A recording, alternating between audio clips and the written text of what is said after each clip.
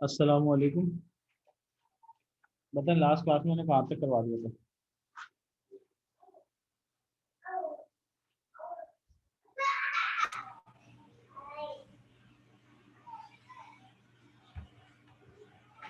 Umar, last class में कहाँ थे आप?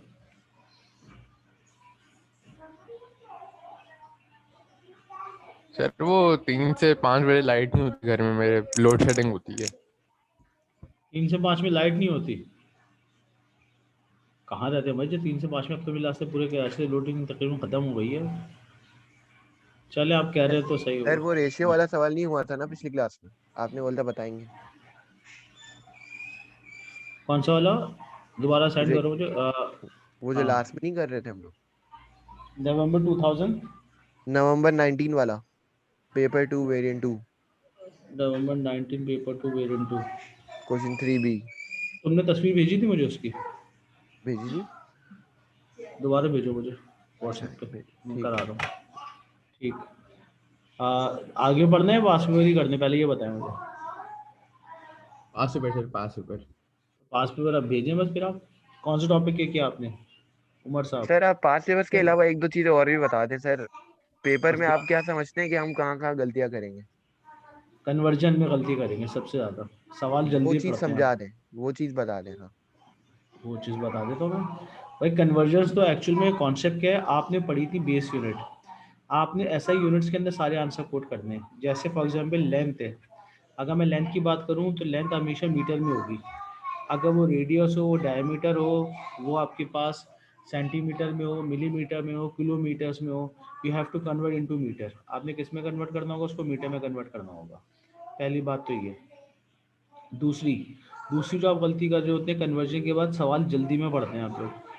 आधी इन्फॉर्मेशन तो सवाल में मौजूद होती है, लेकिन अगर आप जल्दी में पढ़ेंगे तो फिर आपसे वह गलती हो रही होगी कि आप सवाल अटेम्प्ट ही नहीं कर पाएंगे सही से। यस, एफिशिएंसी तो कराया था, शायद ये कराया था। सवाल व्हाट्सअप कर दिया तुमने मुझे? एक सेकंड देखता हूँ मैं। देख लें सर। हम्म, तो सवाल जो तुमने मुझे भेजा है वो ये भेजा है कि आपके पास क्वेश्चन पास पेपर, क्वेश्चन और सवाल ना, आपने क्वेश्चन फ्रॉम पास पेपर आराम से पढ़ना है। सवाल पढ़ते वक्त जल्दी नहीं करनी, सॉल्व करते वक्त बड़े जल्दी कर ले। अगर जब सवाल पढ़ लोगे तब आपने जल्दी नहीं करनी है। ये किसने भेजा है? उमर ने एक भेजा है, 3 सर्किल वाला। 3 सर्किल वाला, अच्छा 3 सर्किल वाले सही है। तीनों सर्किल वाले करने हैं, जो तीनों सर्किल वाले सारे। सर्किल वाले सवाल जो थे। अच्छा, उमर साहब ने पहले पहले क्लास का सवाल करा दूं मैं उमर? तो तुम्हारे कराता हूँ मैं। एक्चुअल में ये नवंबर 19 का सवाल था, जो लास्ट क्लास में मुझसे भी शायद टाइम जल्दी था, मेरी दूसरी क्लास थी और किसी पार्ट में मुझे सोचना था, इसलिए मैंने कहा था मैं अगली क्लास में कराऊंगा। इसका रेफरेंस आपके पास है नवंबर 19। ये नवंबर 19 का क्वेश्चन है, पेपर 2 है शायद, और क्वेश्चन नंबर 3 है। राइट। एग्जामिनर ने एक ब्लॉक दिया है, ये एक सरफेस पे रखा हुआ है। इस ब्लॉक का स्पीड बताइए 5v, और इसका मास बताया mx। एक दूसरा ब्लॉक है जो सरफेस पे रखा हुआ है, जो रेस्ट में है, उसका मतलब इसकी इनिशियल वेलोसिटी होगी 0, और इसका मास बताया my। जब ये दोनों एक दूसरे से स्टिक होते हैं, टकराते हैं, तो दोनों एक दूसरे के साथ स्टिक टुगेदर हो जाते हैं, और स्टिक टुगेदर होने के बाद इनकी स्पीड हो जाती है v। इनकी स्पीड क्या हो जाती है? v हो जाती है इनकी स्पीड। ये हो जाएगा m ऑफ x, ये हो जाएगा m ऑफ y। पहला पार्ट एग्जामिनर बोलता है जी आपके पास शो करो, पहला पार्ट में कह रहा था एग्जामिनर शो करो M Y upon M X का रेशो 4 होगा। ये पहला पार्ट है। और सेकंड पार्ट में एग्जामिनर बोलता है calculate the ratio of kinetic energy of X and Y after collision upon total kinetic energy of X and Y before collision. ये सवाल है। ये 2 पार्ट थे पहले तो। पहले मैं नीचे चला जाता हूँ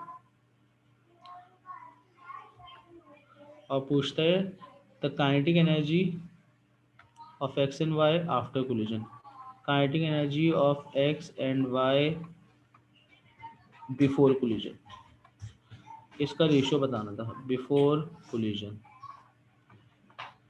तो इसका पहला पार्ट अगर मैं शो करने के लिए जाऊं, जो मैंने करा दिया था, मगर जो नए उनके लिए दोबारा से करा देता हूं मैं। एग्जामिनर ने कहा है mass of Y and mass of X बराबर है 4k, तो इसका मतलब है आपने पढ़ा था बिफोर कोलिजन मोमेंटम बराबर होगा आफ्टर कोलिजन मोमेंटम के। तो बिफोर कोलिजन मोमेंटम जो बनेगा वो बनेगा mx इंटू 5v प्लस 0, क्योंकि रेस्ट में था तो मास कुछ भी हो 0 हो जाएगा। और अगर आप नीचे की तरफ मूव करते हैं तो इज इक्वल्स टू, अब m of x plus m of y combine हो चुके हैं, वेलोसिटी उसने v बता दी थी, यहाँ पे हो जाएगा 5mxv बराबर होगा mx प्लस my और साथ में आ गया v, तो v से v कैंसिल हो जाएगा। जब mx इधर आएगा तो 4mx माइनस mx बराबर हो जाएगा my के, तो ये बन जाएगा 4mx बराबर हो जाएगा my के। तो एग्जामिनर ने आपके पास mx को इधर भेज दो, तो जब तुम mx को इधर भेजोगे तो इधर बचेगा 4 बराबर हो जाएगा my अपॉन mx। पहला पार्ट तो ये आपने प्रूव कर दिया। दूसरा पार्ट उसने बोला था the kinetic energy of X and Y after collision.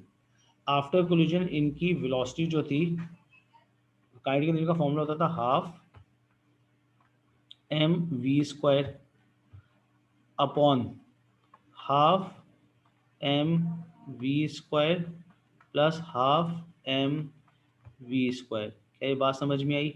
ये होगा एक्स का, ये होगा वाई का, मगर क्योंकि इसकी फाइनल वेलोसिटी 0 थी टकराने के से पहले, तो ये 0 हो जाएगा।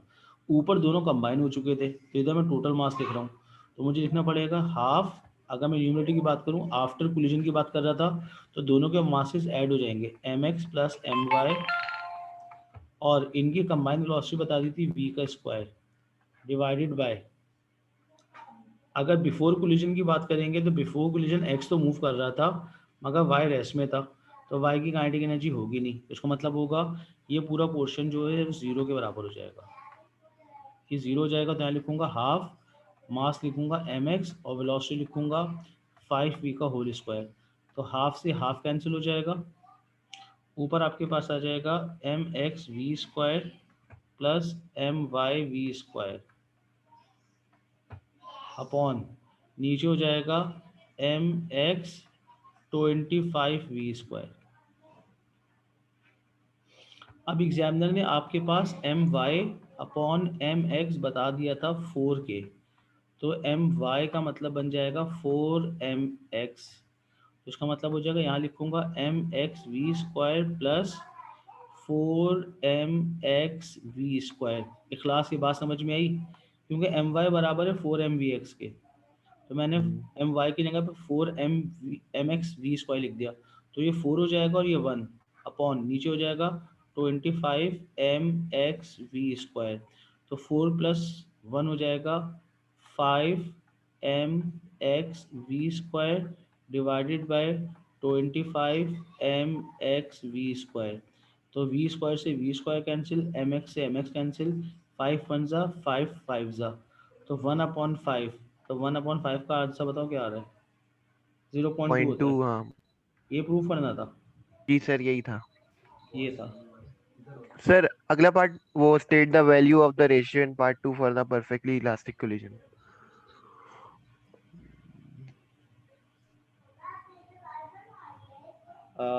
State the value of the state the ratio in part 2। Part 2 जो अभी सॉल्व किया हमने। जी जी। हाँ, if they for are a perfectly, perfectly elastic हाँ, कोलिजन। परफेक्टली इलास्टिक कोलिजन के लिए आपके पास इनकी वैल्यूज क्या होगी? हम्म।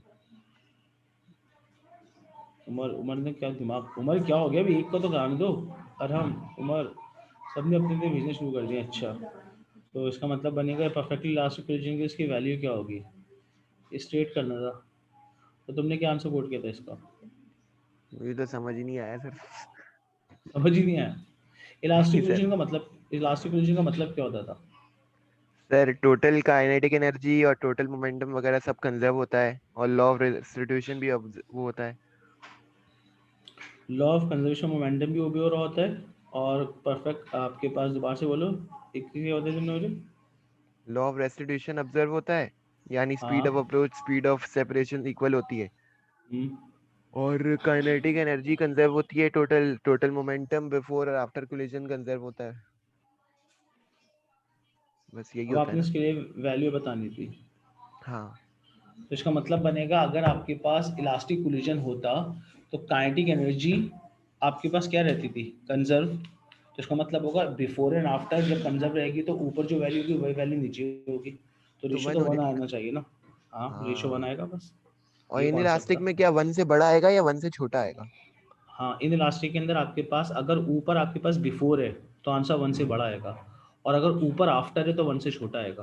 क्योंकि बिफोर का मतलब होगा काइनेटिक एनर्जी ज़्यादा थी, तो ज़्यादा को जब कम से डिवाइड करेंगे तो आंसर वन से बड़ा हो जाएगा। अच्छा, और अगर बिफोर वाली हमेशा ज्यादा होती है। हाँ, क्योंकि हीट एंड साउंड बन रहा होता है ना। अच्छा। हीट एंड साउंड बन रहा होता है, सही है। सही है सर, सही है। ठीक। अब आपके पास सवाल है, अभी उमर साहब ने 3 सर्किल भेजे थे, ज़रा 3 सर्किल वाले देखते हैं पहले। सबसे पहले उमर ने भेजा था 3 सर्किल। पहला सर्किल था ये when bouncing jumping a student starting its maximum gravitational potential energy position 1 and then fall freely until the rope fully unwind position 2, and then rope start to stretch until the lowest point of its jumping is reaches at position 3. What is the kinetic energy and elastic potential energy at the positions 3? What is the kinetic energy and elastic potential energy at position 3? तो kinetic energy जो हो जाएगी वो तो आपके पास हो जाएगी minimum, और इलास्टिक पोटेंशियल एनर्जी हो जाएगी मैक्सिमम पोजीशन 3 पे। सर इलास्टिक पोटेंशियल एनर्जी आपने पढ़ा दी थी या ये डिफॉर्मेशन में आएगा? ये डिफॉर्मेशन में आएगा ना अभी, ये अच्छा। डिफॉर्मेशन का सवाल है ये। याद रखो, जब वायर कंप्लीटली स्ट्रेच हो जाएगा, अगर आपके पास एक रबड़ बैंड है उसके साथ आप एक ऑब्जेक्ट को हैंग करते हैं, जब ऑब्जेक्ट को हैंग करेंगे और फ्रीली मूव करेंगे, तो जब वो अपने सबसे लोएस्ट पोजीशन पे होगा तो स्ट्रेच मैक्सिमम हो चुका होगा। तो जब स्ट्रेच मैक्सिमम हो चुका होगा तो इलास्टिक पोटेंशियल मैक्सिमम होगी। उमर, इसका आंसर क्या था? इसका आंसर सी होना चाहिए, फिर सी 32। था। हाँ, तो सही तो है थी, इसमें क्या बात समझ में नहीं आई? सर देखो, वो एक मुझे रबड़ नहीं बैंड समझता। है, अगर एक रबड़ बैंड उसके साथ किसी ऑब्जेक्ट को हैंग करते हैं, तो रबड़ बैंड के साथ जब किसी ऑब्जेक्ट को हैंग करेंगे तो उस वेट से वो ऑब्जेक्ट स्ट्रेच होकर नीचे जा रहा होगा। तो जब रबड़ बैंड मैक्सिमम स्ट्रेच हो चुका होगा तो उसमें जो एनर्जी स्टोर होगी उसको बोल देते हैं इलास्टिक पोटेंशियल एनर्जी, और वो नीचे पहुंच के रुकेगा तो काइनेटिक एनर्जी जीरो हो जाएगी। ये कॉन्सेप्ट था। तुमने ये जो दोनों सवाल भेजे ना, 33 तुमसे इसलिए नहीं हो रहा था कि इलास्टिक पोटेंशियल एनर्जी तुमने पढ़ी नहीं है। 32 भी नहीं होगा। 32 के अंदर यूनिफॉर्म इलेक्ट्रिक फील्ड का सवाल है, ये भी अभी नहीं होगा क्योंकि इलेक्ट्रिक फील्ड आपने पढ़ी नहीं है अभी। अगर इलेक्ट्रिक फील्ड ये भी नहीं होगा। दो तो सर्किल सॉल्व हो गए। 31 और, वाला। और कौन सा? सर 31। 31। जी सर। 31 में लिखा हुआ है, a car of mass 1000 kg first travel towards 25 meter per second and then back to at 5 meter per second. What is the change in kinetic energy? इतना आसान सवाल नहीं हुआ तुमसे। काइनेटिक एनर्जी स्केलर क्वांटिटी होती है।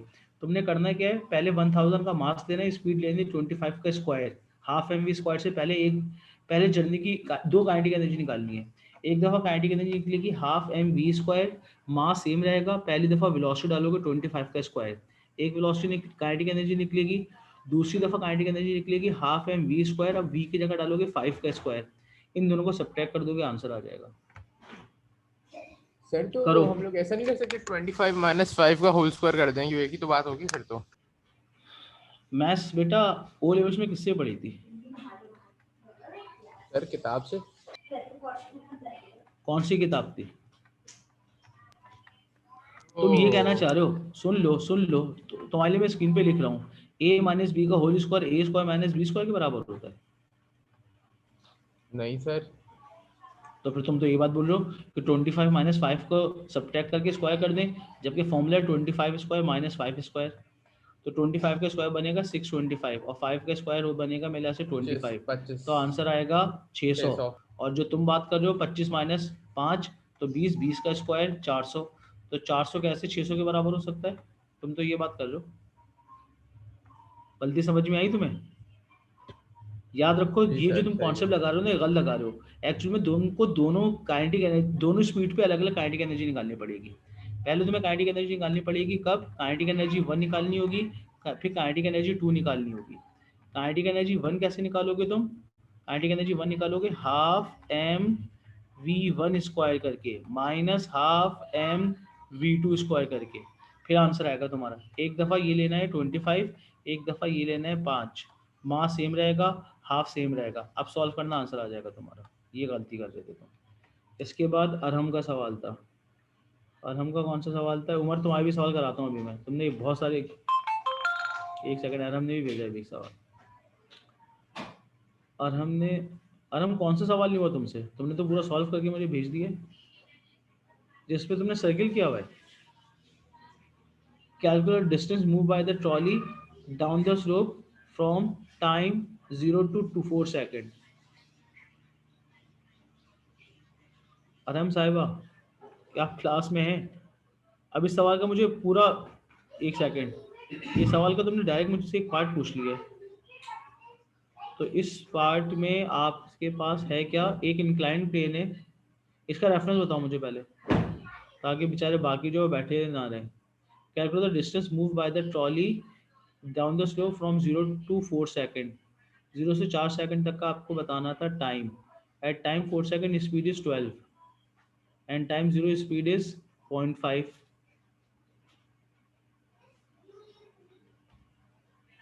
25 इज रॉन्ग आंसर, ये कहना चाह रही हो तुम? एवरेज स्पीड इज 12 इंटू 0.5 किया तो ये बन जाएगा 12.5। 12.5 का हाफ 12.5 100 आएगा ना आंसर, अगर तुम ये फॉर्म। एक सेकंड अरहम, गलती तुम्हारी नज़र आ गई मुझे। तुमने एवरेज कैसे निकाले? क्या निकालना था? डिस्टेंस निकालना था ना। देखो डिस्टेंस निकालने का फॉर्मूला क्या होता है? Average speed is equals to, एक सेकंड, मेरी नोटबुक अभी बंद होगी, दोबारा से खुलेगी, रुको, हैंग हो रही है।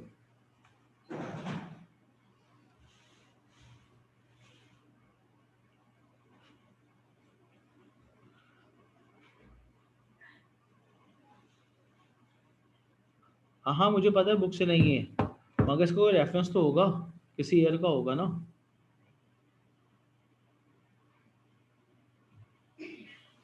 एक सेकंड को मैं स्क्रीन शेयर कर रहा हूँ, ये माई नोटबुक। तुमने जो गलती की है ना, तुमने ये गलती एक मुझे नज़र आ गई तुम्हारी। तुमने लिखा था आपके पास एक ऑब्जेक्ट की इनिशियल स्पीड पता है। एक ऑब्जेक्ट की इनिशियल स्पीड कितनी पता थी? जब टाइम ज़ीरो था, तो उसकी स्पीड थी 0.5, और जब टाइम 4 है तो उसकी स्पीड है कितनी? 12 पॉइंट, एक सेकेंड, तो उसकी स्पीड बताई थी एग्जामिनर ने 12। और तुमसे पूछा calculate the distance move when object is moving 0 to 4 second. तो तुम फॉर्मूला लगा रहे हो एवरेज वेलोसिटी बराबर होता था total distance upon total time. तो एवरेज कैसे निकालेंगे? Initial plus final divided by 2 is equals to distance upon time. तो टाइम आपको बता दिया था, initial plus final upon 2 into time बराबर हो जाएगा डिस्टेंस के। इनिशियल 0.5 थी, फाइनल 12 थी, डिवाइडेड बाय 2 करोगे और मल्टीप्लाई बाय 4। देखो और हम क्या आंसर आ रहा है तुम्हारा।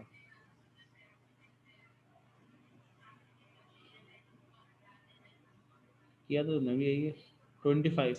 सर इसमें इक्वेशन ऑफ मोशन क्यों नहीं लगेंगी? क्यों एक्सेलरेशन हो रहा है ना, तो इक्वेशन ऑफ मोशन लगनी चाहिए वैसे तो इक्वेशन ऑफ मोशन लगनी चाहिए, यानी कि तुम ये कहना चाह रहे हो ये ऐसे। सर एक्सेलरेट कर रहा है ना object.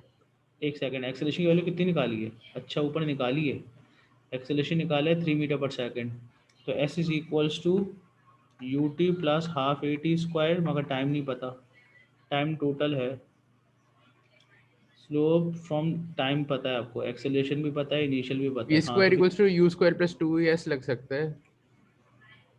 You T is equals to half A T square भी लिख सकता था, और V square is equals to U square plus 2as। हाँ दोनों रख सकती हैं, सही है, सही कह रहे हो तुम।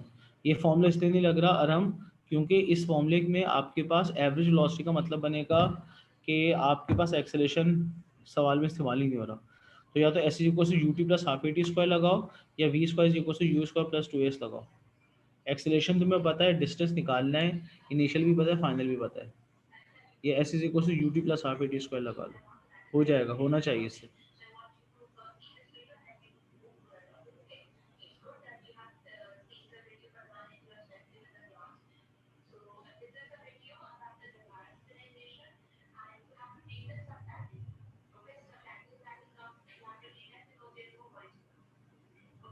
जी हुआ आराम।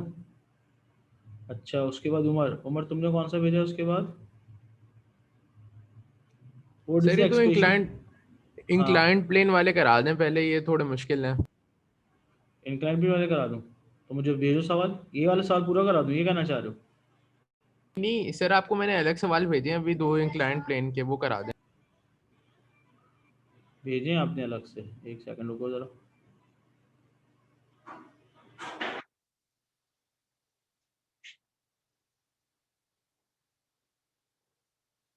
इंक्लाइन प्लेन का जो तुमने सवाल भेजा है, ये वाला एक क्वेश्चन नंबर 3 भेजा तुमने मुझे। A stopping trolley, it's constant has the total mass of 42 kg, the trolley has is being pushed along the horizontal surface of speed 1.2 meter per second square, and the trolley is released its travel। ये पूरा सवाल है ना, यही सवाल है ना इसका सेकंड भेजा तुमने? इसका लिंक पार्ट तो जी नहीं है ना सर। कोई? ये लिंक पार्ट तो नहीं है ना किसी का? ये पूरा सवाल है ना? नहीं सर, ये पूरा सवाल है, इसके आगे से एक और पार्ट है, पार्ट सी, दो दूसरी। पहले तो ये सवाल है ना पूरा। एक सेकंड देखो, एक आपके पास शॉपिंग की ट्रॉली है, इसका मुझे रेफरेंस नहीं पता कौन से उमर ने मुझे सवाल भेजा, आपके ग्रुप में मौजूद होगा, राइट? एक शॉपिंग ट्रॉली है, इस पूरे का मास आपको गिवन है। क्वेश्चन नंबर 3, एक शॉपिंग ट्रॉली है, इसका कांस्टेंट मास, मास एग्जामिनर ने बताया है जी 42 kg, 42 kg मास है इसका, और स्पीड बताइए आपको 1.2 मीटर पर सेकंड स्क्वायर, ये स्पीड बता दी है। When the trolley is released its travel a distance बताया 1.9 metre before coming to rest. इसका मतलब होगा इसकी फाइनल वेलोसिटी जो है वो v जो है वो 0 है। तो ये जो ऊपर वेलोसिटी लिखी है ये u है। ये कौन सी वेलोसिटी है? ये u है।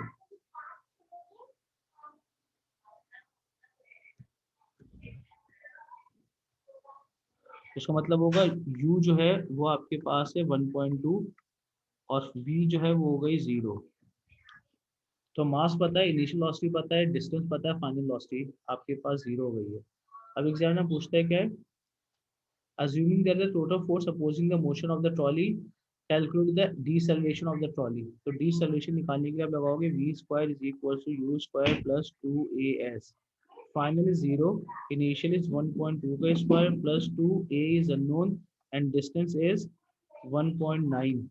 तो जब ये इधर जाएगा तो माइनस का 1.2 का होल स्क्वायर हो जाएगा, बराबर होगा 1.9 मल्टीप्लाई बाई 2 का मतलब बन जाएगा 3.8। 3.8 टाइम्स एक्सेलरेशन, तो एक्सेलरेशन का आंसर आएगा माइनस 1.2 का होल स्क्वायर डिवाइड बाय 3.8। करो उमर सॉल्व। -0.380। 1.2 का स्क्वायर डिवाइडेड बाय 3.8, तो आंसर आएगा -0.38। तो एक्सेलरेशन का आंसर आएगा -0.38, क्योंकि एग्जामिनर कह रहा था डिसेलरेशन है तो इसलिए माइनस साइन आएगा। सर अगर इसके मुझे सी पार्ट में मुझे भी मसला है। हाँ हाँ, तभी पहला पार्ट तो करा दूँ। अभी पहला पार्ट हो गया, इसके बाद show that the total force opposing motion is 16। अब आपके पास मास पता था, एक्सेलरेशन आ चुका है, फोर्स बराबर थी ma के, मास कितना बताया था 42, डिसेलेरेशन आ रही है 0.38। तो जब 0.38 को 42 से मल्टीप्लाई करेंगे तो आंसर था तुम्हारा आपके पास 0.38 मल्टीप्लाई बाय 15.96 आएगा सर। इसका मतलब 16 हो गया, 16 न्यूटन की फोर्स हो गई। अब आपके पास इखलास साहब का मसला शुरू हो गया। सी पार्ट के अंदर एग्जामिनर क्या बोलता है? By using the answer B part calculate the power required to overcome the total opposing force at the speed of 12। Power कैसे निकालेंगे? E पावर equals निकालने to का F is फॉर्मूला सर force एफ क्यों into लगाएंगे, यानी फोर्स और और क्या। वेलोसिटी तो कम हो रही है ना इसमें, यानी एफ नहीं ना, कब वो पूछ लगाते हैं, रहा है मैं पूछना चाह रहा हूँ। भाई एफ जब लगाते हैं, इस सवाल में तुम पढ़ो, इस सवाल में लिखा using the answer in A second part, calculate the power required to overcome the total force opposing the motion of the trolley at constant at the speed 1.2, at the speed का वर्ड बोल तो रहा है वो, तो 16 multiply by speed कितनी बताइए आपके पास 1.2, तो 16 को 1.2 से मल्टीप्लाई करो 19.2। 19.2, तो 16 मल्टीप्लाई बाय 1.2, तो आंसर आ जाएगा 19.2। तो 19.2 न्यूटन की वॉट की फोर्स पावर आ गई। अब इसके बाद किसमें मसला था, क्लास, इसके बाद कौन सा पार्ट है, उसके बाद इसका सी का पार्ट 1 तो हो गया सर, पार्ट 2 नहीं हुआ। सी के पार्ट वन में जो ट्रॉली दिखा रहा है वो ये है ना, हाँ सी का सर। पार्ट वन, एक ट्रॉली दिखा रहा है जो मूव होती हुई आ रही है, सी पार्ट सही है। सी का पार्ट वन था कंपोनेंट का वेट बताना था, the constant force opposing the motion of the trolley 16, right. और उसके बाद कंपोनेंट निकालना था इसका, तो इसका मतलब होगा जब आप इसका कंपोनेंट निकालने के लिए जाओगे, तो कंपोनेंट निकालने का फॉर्मूला आपने पढ़ा था एम जी साइन थीटा, ये फॉर्मूला पढ़ा था आपने। वेट, वेट का कंपोनेंट बताना है, वो कंपोनेंट जिससे ऑब्जेक्ट मोशन में है, तो याद रखें सी का पार्ट वन डब्ल्यू वाई, तो डब्ल्यू वाई निकालने का फॉर्मूला था एम जी साइन थीटा। तो मास कितना बताया था 42, ग्रेविटी होती है 9.81 इनटू साइन, और एंगल कितना बताया आपको, एंगल पता है उसने 2.8। हैं सर एक बात बताएं, 2.8। जब ये इन्होंने कंपोनेंट का वेट का, तो हम हमेशा एम जी साइन थीटा लगाएंगे, एम जी कॉस थीटा कब लगाते हैं? सर वेरी वो गुड क्वेश्चन। एडजस्टिंग के बेटा, लिए ना। बेटा ये आपने पढ़ा था वेट, आप इस क्लास में थे। सर था ये नॉर्मल वाला तो है ना, मुझे पता है, लेकिन ये इन्होंने अगर कंपोनेंट का है तो हमेशा के एम जी साइन थीटा वाली की बात हो रही होती है। बिल्कुल, क्योंकि मोशन हमेशा एम जी साइन थीटा से होगी, एम जी कॉस थीटा तो रिएक्शन से कैंसिल आउट हो रहा होगा, याद आई क्लास। अगर क्लास में तुमको मैंने बताया जी था जी। एक ऑब्जेक्ट को इंक्लाइन प्लेन में रखते थे, तो उसके वेट का एक कंपोनेंट बनता था एम जी कॉस थीटा, जो बराबर किसके होता था, नॉर्मल रिएक्शन के। याद आई ये बात। तो जब भी वो पूछेगा कंपोनेंट बताओ वेट का जिससे मोशन हो रही है, वो बराबर होगा एम जी साइन थीटा हमेशा, इसमें कुछ सोचने की जरूरत ही नहीं है, क्योंकि M G cos theta is cancel out by normal reaction. ये मैंने नोट्स में लिखवाया भी था, क्लास में लिखवाया था मैंने, कैंसिल हो जाता है ये, क्योंकि अच्छा एम सर। जी कॉस थीटा नॉर्मल रिएक्शन से कैंसिल हो रहा होगा, तो जो वेट का वो कंपोनेंट जिससे मोशन हो रही है होता है एम जी साइन थीटा। इसका मतलब बनेगा, आंसर निकालो इसका कितना आया, 4.2 इंटू 20.13 आ 9, रहा है। तुम्हारी आवाज़ ना डिस्टॉर्ट हो रही है, तो अगर मैं 40, 20.13। एक सेकेंड,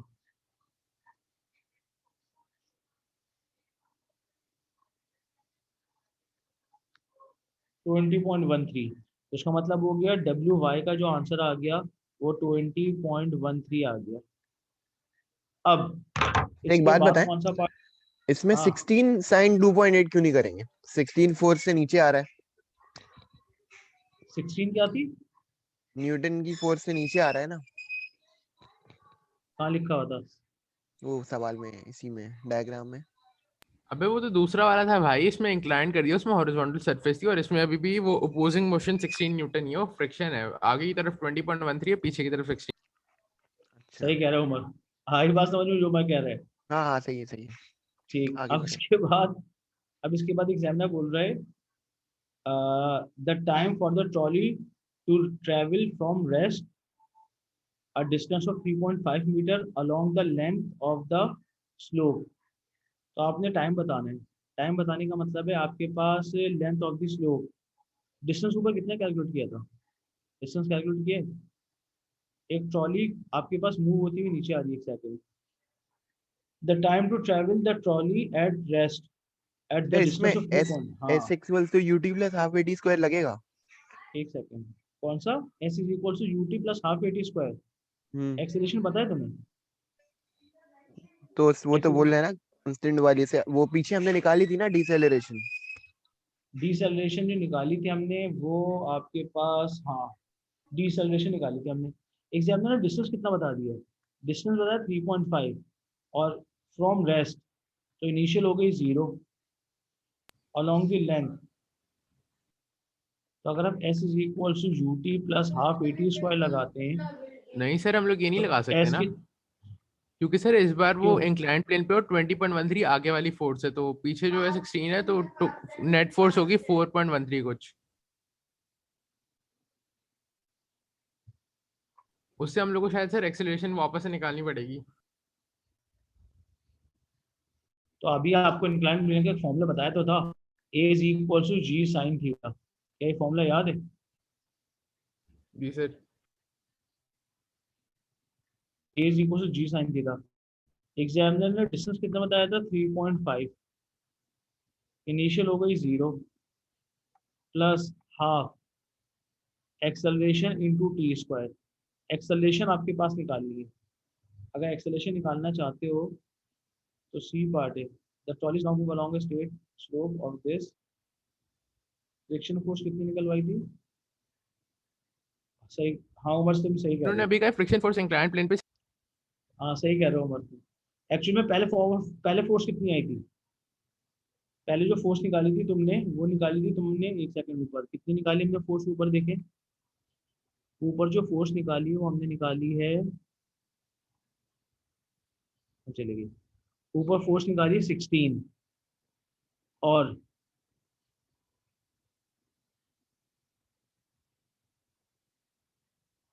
ये जो फोर्स थी ये रिटार्डेशन फोर्स थी। और डब्ल्यू साइन थीटा से कितना आ रहा था? 20। ठीक है, ये देखें आपके पास ये इंक्लाइन प्लेन बन गया ना पूरा। ये पूरा लिंक सवाल है। तो तुम्हारे पास डब्ल्यू वाई जो आ रहा है, ये देखें, अगर मैं आपके पास इसके डायग्राम ड्रॉ करूं तो कुछ डायग्राम ऐसे बनेगी कि इसके ऊपर आपके पास जो नीचे फोर्स है वो आ रही है 20.13, और जो फ्रिक्शन फोर्स आ रही थी वो आ रही थी 16। इसका मतलब बनेगा जो नेट फोर्स निकलेगी, नेट फोर्स बराबर हो जाएगी mg sine theta minus small F. तो mg साइन थीटा की वैल्यू आ गई थी 20.13 माइनस फ्रिक्शन फोर्स ऊपर निकाली थी 16। तो आपके पास जो नेट फोर्स आएगी वो आ जाएगी 4.13। अब 4.13 को मास से डिवाइड कर देंगे।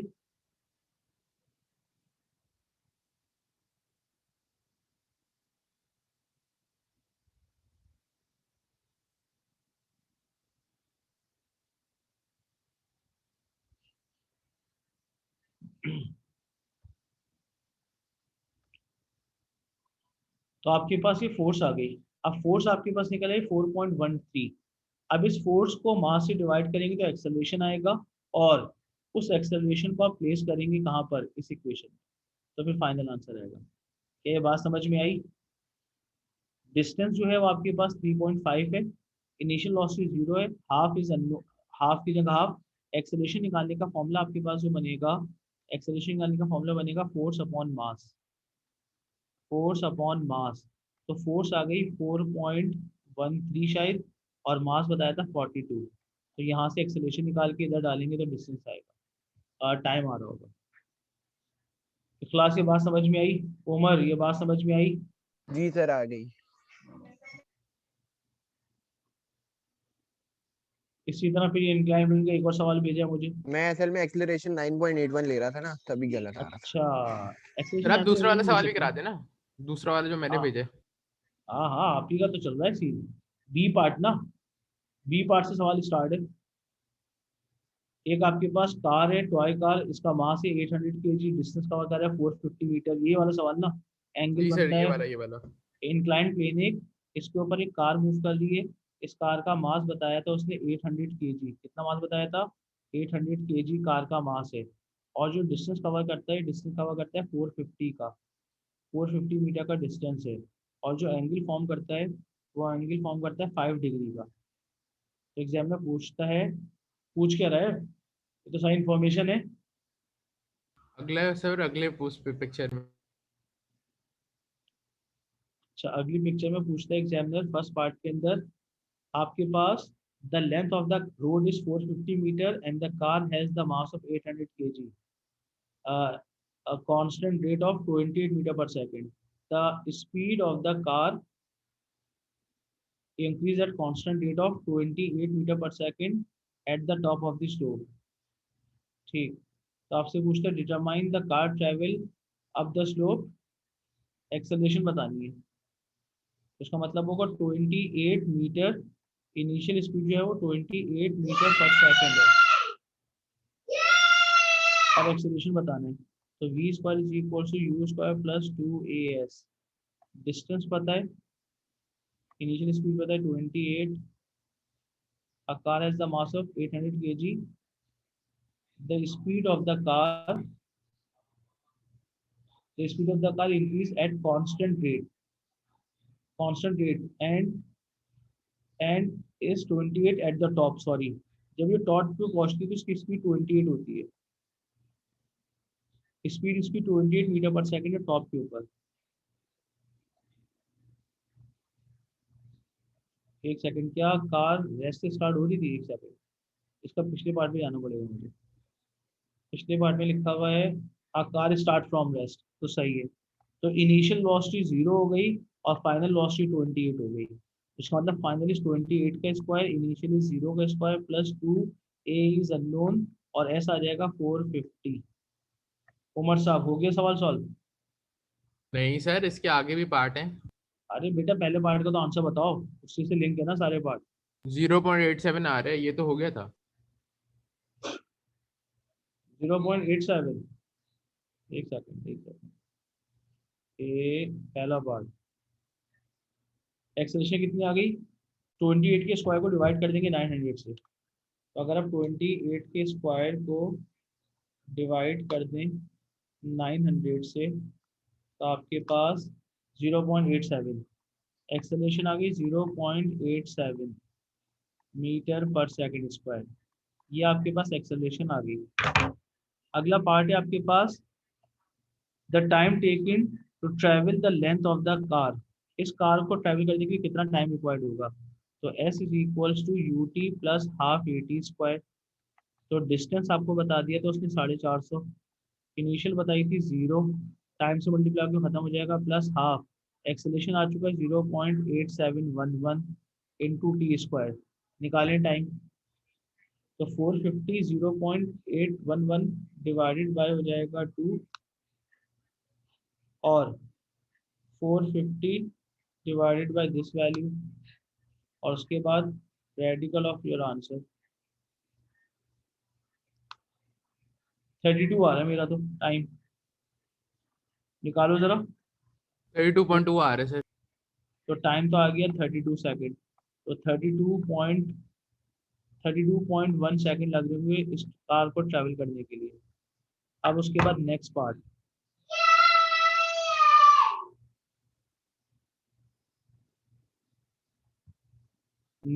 जो है वो आपके पास है, एक the gain in its kinetic energy, gain निकालना था काइनेटिक एनर्जी के अंदर। तो काइनेटिक एनर्जी में गेन निकालने के लिए गेन इट्स काइनेटिक एनर्जी, बस ये लास्ट पार्ट है मत, गेन इन काइनेटिक एनर्जी, तो इसका नहीं मतलब सर, इसके बनेगा आगे भी सवाल है ना, इसके आगे भी। गेन। तो गेन निकालने के लिए आपके पास half M we square kinetic energy, तो इनिशियल तो काइनेटिक एनर्जी 0 होगी क्योंकि रेस्ट में था, फाइनल वेलोसिटी 28 है। तो गेन निकालने के लिए आप जो सॉल्व करेंगे काइनेटिक एनर्जी का गेन निकलेगा हाफ एम वी स्क्वायर। मास बताया था आपको, मास बताया था 800 का, तो 800 मल्टीप्लाई बाय 28 का स्क्वायर, काइनेटिक एनर्जी आ गई आपकी। कितनी आ रही है काइनेटिक एनर्जी? तो 28 का स्क्वायर करूंगा अगर मैं, तो 28 का स्क्वायर मल्टीप्लाई बाय 400, तो काइनेटिक एनर्जी आपके पास आ गई 3.13 न्यूटन की power 5। 313.6 into 10 to the power 3, ये आपके पास काइनेटिक एनर्जी आ गई। उसके बाद नेक्स्ट पार्ट,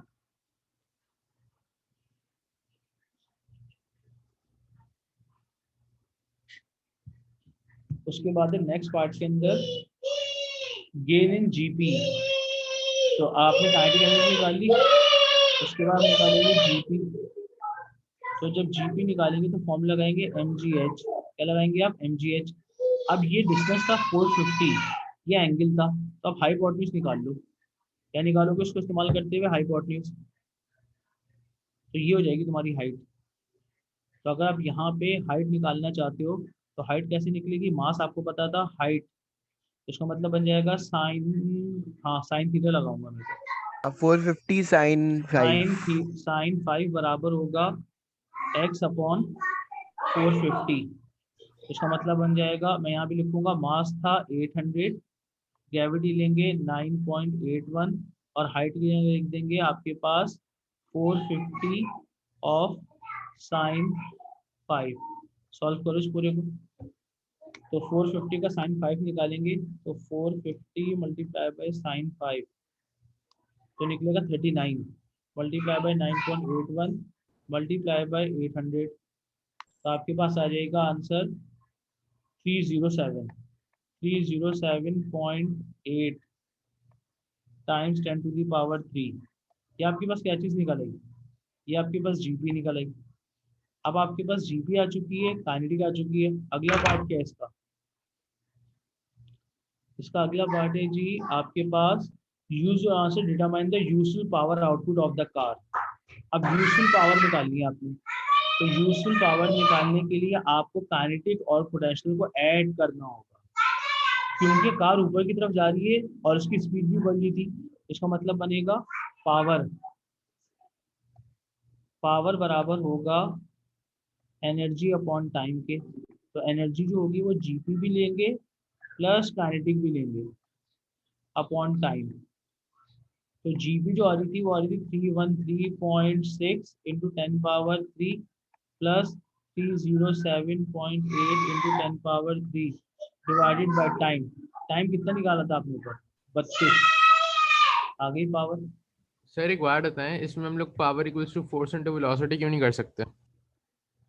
ये पहली बात है, फोर्स इंटू वेलोसिटी क्यों नहीं कर सकते। अब फोर्स क्या लेंगे, फोर्स और एक्सेलरेशन दी हुई 0.87 मल्टीप्लाई बाय 800 करके निकालेंगे। अच्छा और वेलोसिटी क्या लेंगे, सर फाइनल लेंगे ना 28। फाइनल 28। उससे आंसर गलत आ रहा था तुम्हारा, किया था तुमने। नहीं सर, मैं पूछ रहा हूँ कि वहाँ क्यों नहीं ले सकते, मैं नहीं, बस वो गलत वैलत नहीं आ रहा, पूछ रहा था, मैंने किया नहीं था उस तरीके से। क्योंकि इस सवाल के अंदर दोनों एनर्जी इन्वॉल्व है, एक जीपी भी इन्वॉल्व है और काइनेटिक भी इन्वॉल्व है। इसका मतलब होगा पावर निकालने के लिए total energy upon total time. अगर तुम फोर्स इंटू वेलोसिटी की बात कर रहे थे तो वेलोसिटी तुमको लेनी पड़ेगी